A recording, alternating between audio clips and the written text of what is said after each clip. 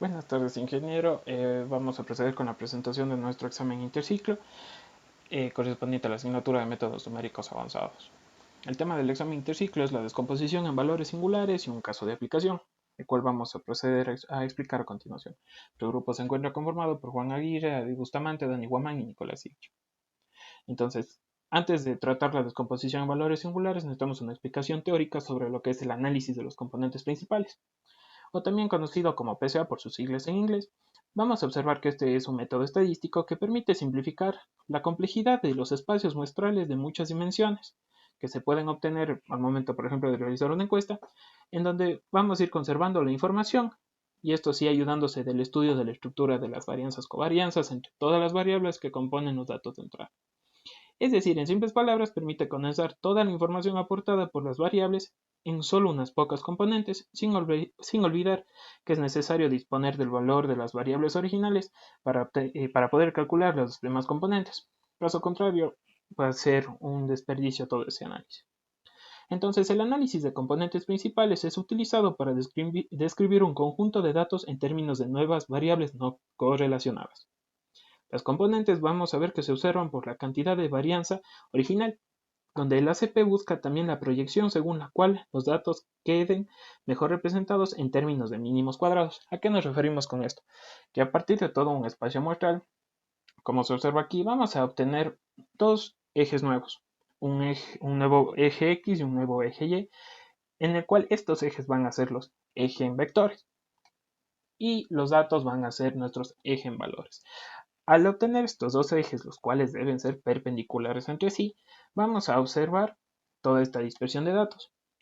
Entonces podríamos decir que el eje en vector va a ser nada más que una recta donde se obtiene la mayor dispersión de datos, como se observa en esta zona, la cual también va a ver esta línea roja como es el eje en vector más grande o el eje mayor, vamos a representar como un lambda 1, mientras que este eje en vector más pequeño o eje menor va a ser un lambda 2. Eso sí, recordar siempre que nuestro valor lambda 1 debe ser mayor a nuestro lambda 2. Como se observa, en el lambda 1, esta recta, aquí se observa la mayor dispersión de todos nuestros datos. Nuestros datos, los cuales son los valores, vemos que, que nos van a dar la dispersión de todos los datos en nuestra recta analizada. Entonces, de esta manera, nosotros podríamos decir que los componentes se ordenan por la cantidad de varianza original que existe. Entonces vemos que la ACP va a buscar la proyección según la cual todos nuestros datos quedan mejor representados en los términos de mínimos cuadrados, como se observa en la imagen inferior izquierda. Vamos a observar que esta convierte todo el conjunto de observaciones de estas variables posiblemente correlacionadas en un nuevo conjunto de valores de variables sin correlación lineal llamadas componentes principales. Entonces, de esta manera se observa que el ACP se emplea sobre todo en análisis exploratorio de datos, como vamos a demostrar en el caso elegido para el examen, y así de esta manera poder construir un modelo predictivos. De esta manera observamos también que el ACP comporta el cálculo de la descomposición en autovalores de una matriz de covarianza, normalmente tras centrar los datos en la media de cada atributo.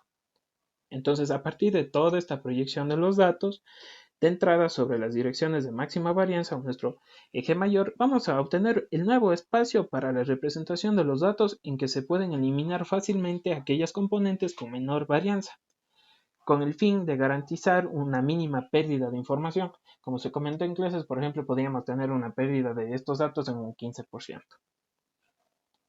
Entonces, ahora hablando en términos más técnicos, por decirlo así, vamos a considerar una serie de variables x sub 1, x sub 2 y x sub p sobre un grupo de objetos o individuos, y a partir de estos vamos a tratar de calcular un nuevo conjunto de variables, y sub 1, y sub 2, y sub p, las cuales se encuentran incorreladas entre sí, cuyas varianzas vayan decreciendo progresivamente.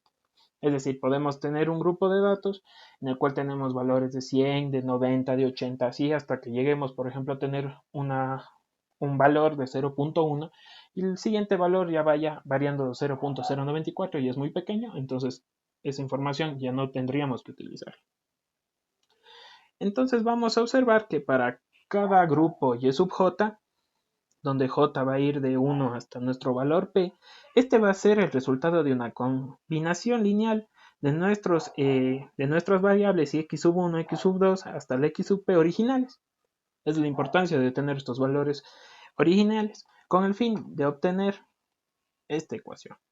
Una y sub j que es igual a un a j sub 1, x1 más a j sub 2, de esta manera hasta un a sub j, p, x sub p.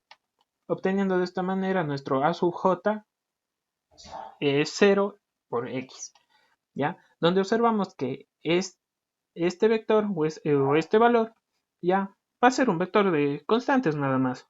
Y vamos aún así a mantener nuestro vector x con nuestras variables. Eso sí, debemos considerar que en un caso de querer maximizar toda esta varianza, lo que podríamos hacer es aumentar unos coeficientes p sub 0. Esto se puede realizar al mantener el módulo del vector igual a 1, es decir, esta sección, nuestro vector, el módulo de este de aquí, debemos mantenerlo igual a 1. Entonces, ¿qué podríamos decir? Que el primer componente lo vamos a calcular eligiendo un valor a sub 1, de modo que nuestro y sub 1 tenga la mayor varianza posible, ¿sí? Respetando una restricción muy importante, que es que nuestro a sub j a la 0, es decir, este valor, por nuestro valor a sub j debe ser igual a 1. Entonces, de la misma manera vamos a ir obteniendo nuestros siguientes valores, es decir, el segundo componente principal se calcula obteniendo un a sub 2, de modo que la variable obtenida y sub 2 esté incorrelada con el y1. Y así se va a poder realizar de esta manera hasta llegar a nuestro valor y sub p, los cuales van a estar incorrelados entre sí, de manera que las variables aleatorias obtenidas vayan presentando la mayor varianza, como se explicó previamente. Entonces, conociendo todo nuestro fundamento teórico, podemos tratar sobre la descomposición en los valores singulares. Entonces, nosotros sabemos que para una matriz simétrica, como siempre se lo trabaja A, que pertenece a, o que es una matriz de n por n, se puede descomponer de esta manera, es decir, que nuestra matriz A va a ser igual a P por D, que es una matriz diagonal, por la P transpuesta. Ya donde sabemos que P va a ser una matriz ortogonal, es decir, que P transpuesto es igual a P elevado a la menos 1, donde ya se mencionó que D es una matriz diagonal que contiene todos los autovalores de A. Entonces, ¿qué sucede cuando A no es simétrica, pero sí cuadrada?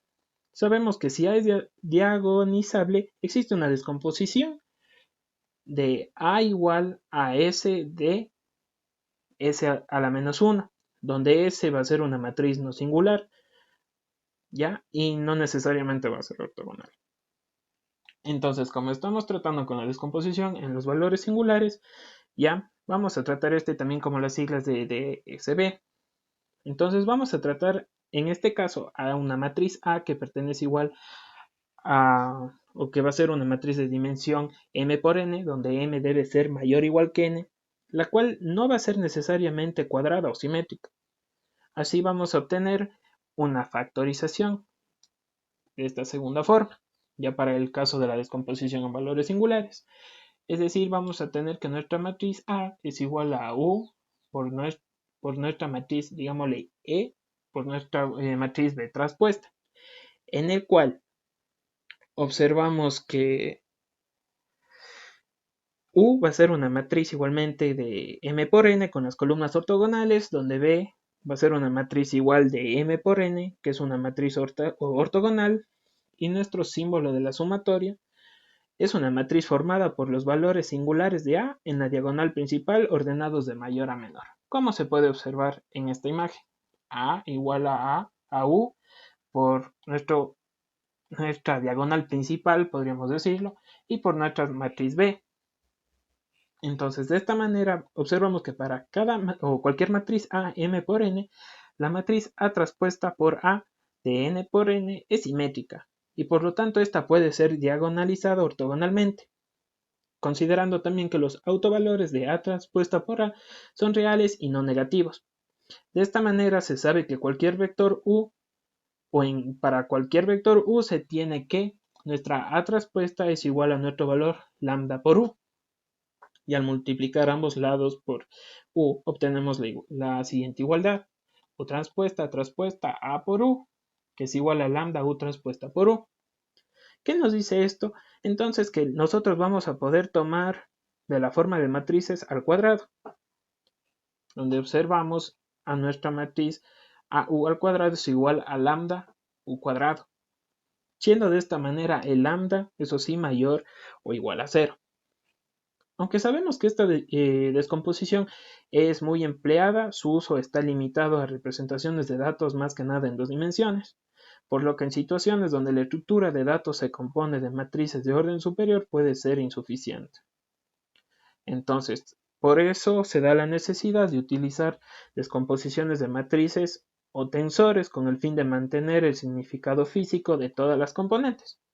Un ejemplo de esto va a ser en estudios que se encuentran englobando estudios de múltiples sujetos, en el cual los datos se agrupan en estructuras de bloques de 3 dimensiones. Si se puede, se analizaría cada individuo por separado a partir de una cara de bloque multidimensional que se perdería, en donde se perdería más bien la información de la covarianza entre todos los sujetos en estudio, siendo la descomposición o la factorización de matrices o tensores la solución natural al problema. Ya considerando esta parte de cómo trabajamos con nuestras matrices A, U, D y por B traspuesta, vamos entonces a proceder a explicar cómo se trató el caso que elegimos, es decir, aquí era para el caso de una base de datos y formar o elaborar un programa, por decir así, de recomendación de películas, debido a todas las variables que esto nos implica y que nos permite trabajar. Bueno, la separación de variables singulares se va a utilizar en el trabajo para clasificar, comparar y recomendar películas en base a las preferencias del usuario. También se deja la calificación que se da de distintos usuarios que poseen gustos similares. Toda esta información se reúne, se clasifica y se guarda en el perfil del usuario. Y que hay usuarios con gustos similares, se ayudan a encontrar películas o series en relación a alguna película pasada y puntuada por ellos. También simplifica clasifica las películas en base a las preferencias del usuario.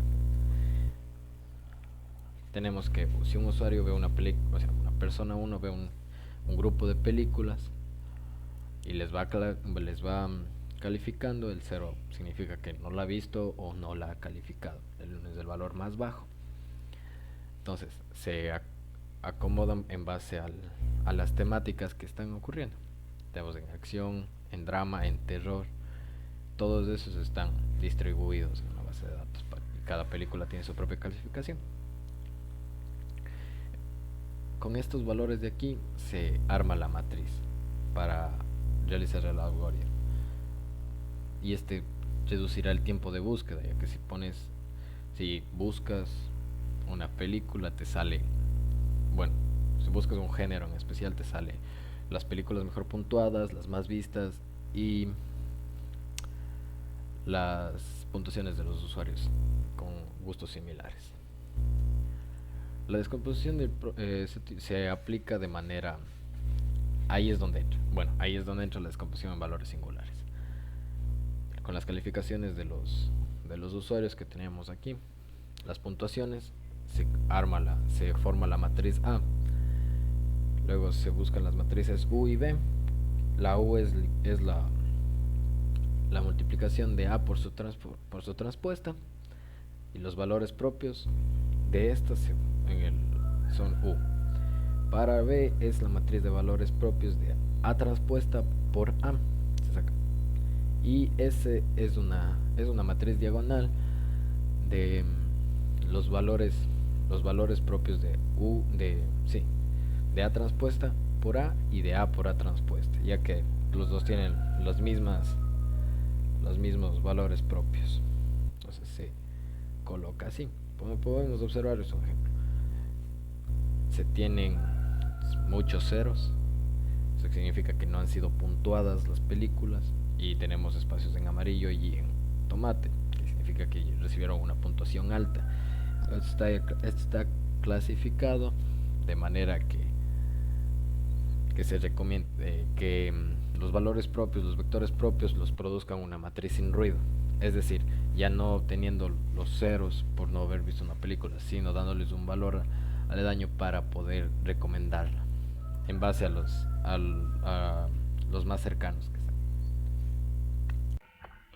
Punto número 4. Pasos a seguir y datos obtenidos. Vamos a hacer uso de SVD para crear un sistema de recomendación de películas. Para el desarrollo de nuestro algoritmo haremos uso de un dataset con datos de películas y la puntuación de 0 a 5 que le han dado distintos usuarios a dichas películas. Para esto necesitamos una base de datos. La base de datos lo vamos a sacar de la siguiente página, en donde se encuentra recopilado y puesto a disposición conjuntos de datos de clasificación. Estos conjuntos de datos se recopilaron durante varios periodos de tiempo, según el tamaño del conjunto. De aquí vamos a descargarnos el archivo de 25 millones de datos, de los cuales nos importan dos bases de datos que son del tipo delimitado por comas. Estas son el de Movies y el de Ratings. El de Movies tiene la siguiente forma. Tenemos el ID de la película, el título de la película y el género de la película. Para el de Ratings tenemos el ID del usuario, el ID de la película, la clasificación que le ha dado el usuario y el tiempo que se demora la película. También haremos uso de dos librerías importantes, las cuales son Pandas. Esta librería añade un potente tipo matricial a Python. Los principales tipos de datos que se pueden representar con esta librería son datos tabulares con columnas de tipo heterogéneo, con etiquetas en columnas y filas, y series temporales. Además, los pandas proporcionan herramientas que nos permiten leer y escribir datos en diferentes formatos, delimitados por comas, Microsoft Excel, bases SQL y formatos HDF5. También nos permite seleccionar y filtrar de manera sencilla tablas de datos en función de posición, valor o etiquetas. Permite fusionar y unir datos, nos permite transformar datos aplicando funciones tanto en global como por ventanas. Nos permite la manipulación de series temporales y nos permite la creación de gráficas.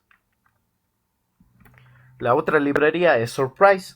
Surprise es una librería basada en Scalar que facilita el desarrollo de diferentes tipos de sistemas de recomendación. Además, provee de las herramientas para evaluar, analizar y comparar diferentes modelos con sus respectivas medidas de desempeño. Su nombre Surprise habla de su objetivo mismo, Simple Python Recommendation System Engine. Una vez conocidas las librerías que vamos a utilizar y nuestra base de datos, vamos a proceder a crear nuestro algoritmo. Para nuestro algoritmo, el primer paso es la creación de nuestro dataset. Para esto es importante recalcar que los dos archivos delimitados por comas de Movies en Ratings tienen que estar guardados en la misma carpeta donde guardamos nuestro algoritmo de Python. Esto para evitar errores tales como que no se encuentre los archivos. Entonces, cargamos los datos de Movies y Ratings y creamos nuestro dataset de fMovies. En nuestro dataset, el data frame tiene que tener siempre el ID de los usuarios, el ID de la película y el rating dado por el usuario. Eso lo hacemos con el siguiente código. Vamos a usar el código render para poner los datos en el formato que nos pide el algoritmo. De esta manera tenemos nuestra dataset en donde podemos observar el ID el ID del usuario, el ID de la película, el rating que le dio el usuario a la película, el tiempo de duración de la película, el título y el género de la película. Una vez que tenemos el dataset cargado, simplemente tenemos que crear un dataset de entrenamiento y de testing. Entrenar el algoritmo y evaluar nuestro conjunto de test para ver si tenemos un buen modelo. Para ello hacemos uso del siguiente código. Vamos a separar en train y en test. Instanciamos el algoritmo y entrenamos.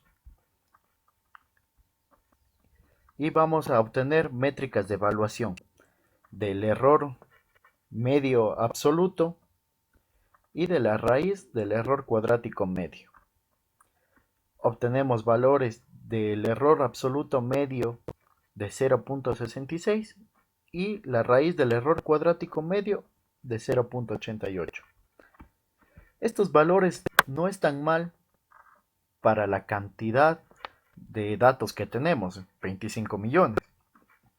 Sin embargo, se pueden mejorar, pero para la implementación de nuestro algoritmo están bien. A continuación, lo que hacemos es realizar el entrenamiento de la base de datos para pasarla a una producción y crear nuestro sistema de recomendación. Con la variable trainFull, lo que hacemos es crear el dataset que contenga a train y set. Luego, inicializamos el algoritmo con la librería SVD, que es la descomposición de valores singulares, lo cual hace factorizar una matriz y darnos valores o vectores singulares. Ahora, con el comando svd.fit_trainFull, lo que hacemos es entrenar al algoritmo. Para consiguiente, realizamos una predicción para ver que todo funcione. Para esto le damos valores de 1 a UID y a IID. Entonces, creamos una función llamada sistema de recomendación, a la cual le pasamos el usuario, el data frame, el algoritmo que queremos utilizar y el número de recomendación.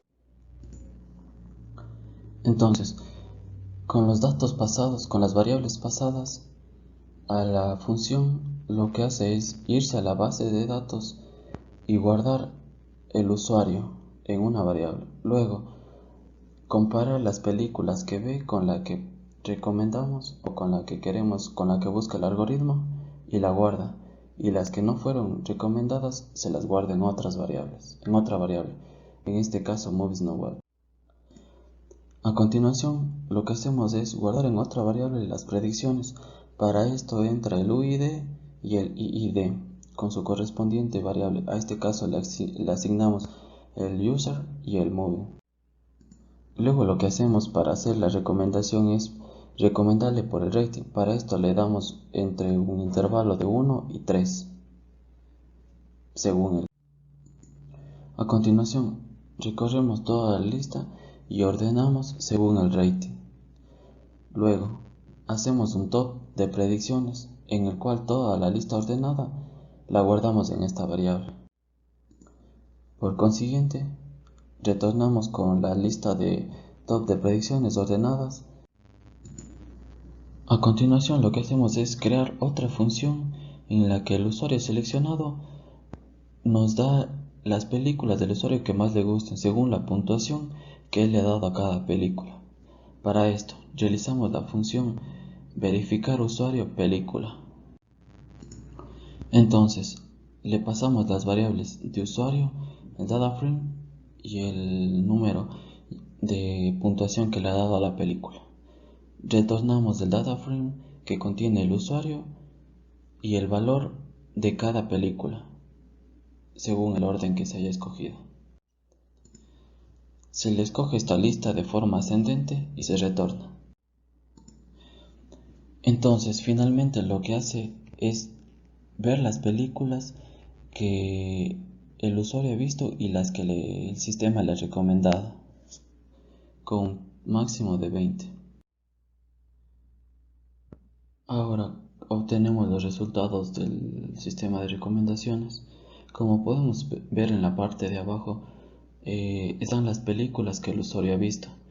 Se puede notar que en los géneros de las películas que el usuario ha visto se tiene entre acción, aventura, un poco de comedia y drama. Entonces, lo que hace el sistema es recomendarle en base a este tipo de géneros. Como habíamos visto anteriormente, lo que escogimos es para el usuario 1, el cual le dio una valoración de 5 puntos en su rating a cada película, según el género y la película. Entonces, el sistema de recomendación lo que hace es escoger entre todas las películas con una buena puntuación, darle una mezcla de todas ellas. Como podemos ver, en la primera opción le da horror, misterio y thriller. En la tercera opción le da lo que más ocupa o más consume el usuario, que es acción y aventura, demostrando que el sistema de recomendación da un buen resultado. Además, podemos notar que entre aventura y acción lo que hace es recomendar películas de terror. Para este caso solo dimos 5 opciones de recomendación, pero esto va variando, y mientras más pequeño es el rango, mejor son las películas recomendadas. En su caso, el usuario, hay ciertos casos en los que no tiene una buena puntuación y los géneros muy al azar. Entonces el sistema de recomendación lo que hace es desviarse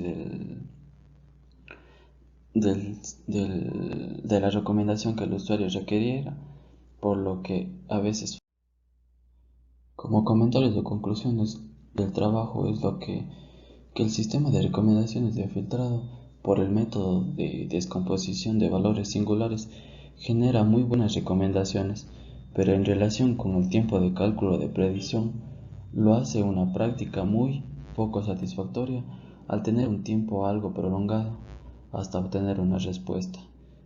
Es por lo tanto un objetivo pendiente mejorar los tiempos de ejecución en la fase de predicción, además de obtener un buen usuario en el que sus datos no desvíen al sistema de recomendación.